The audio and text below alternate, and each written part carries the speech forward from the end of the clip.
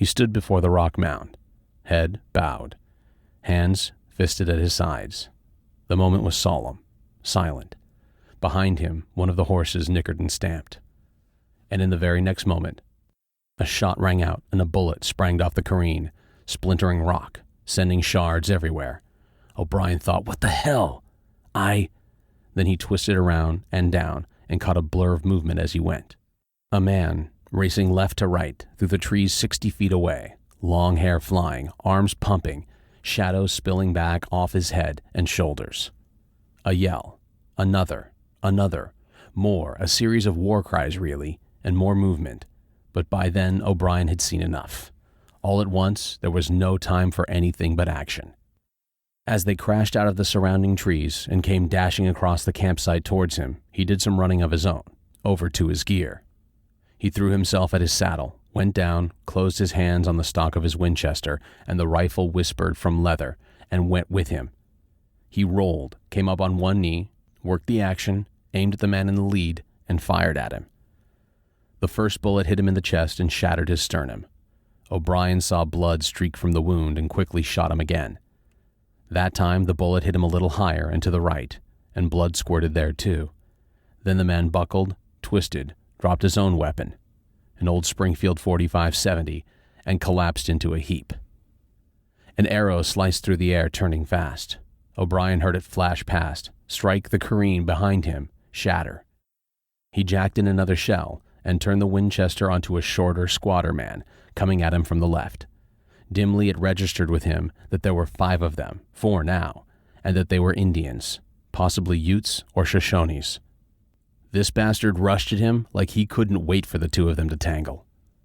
O'Brien saw his coppery face, yanked out of shape by a wild yell, saw the flash of his dark eyes, the dazzle of his yellow teeth. He shot the Indian in the face and turned just as the third leapt over Charlie's saddle and rushed him. They collided and went staggering, both of them winded by the impact and struggling to keep their balance on slippery ground. Then the Indian tried to brain O'Brien with a club, but O'Brien ducked low and to the side, quickly shot the 4th Indian before he could join the fray, and then swung back to the 3rd, using his Winchester as a club now. He clobbered the Indian in the side of the head, and something gray and meaty dribbled out of one of the Southerner's ears before he hit the ground and kicked his last. That just left, O'Brien saw the 5th Indian throw a heavy bladed hatchet at him and leapt aside as it turned end over end through the 30 feet of air that separated them, then thwacked into a tree trunk.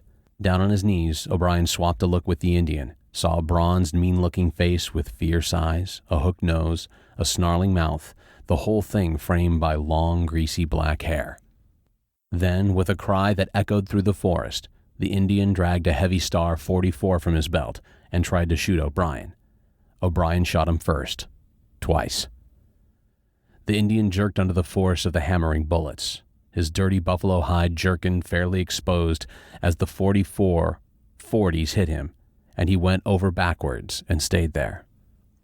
O'Brien held his breath for a long beat, locked right where he was, only his eyes moving as he checked on the bodies.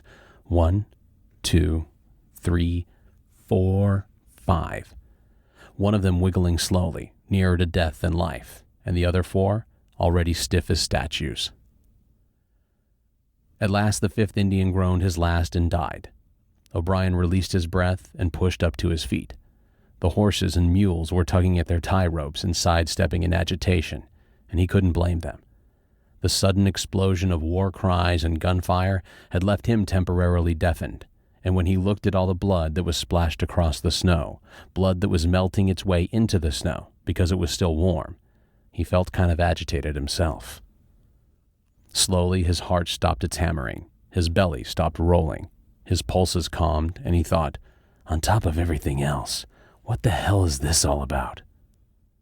He worked the lever again, just in case there were any more of them out in the forest, but common sense told him that they would have made their presence known by now.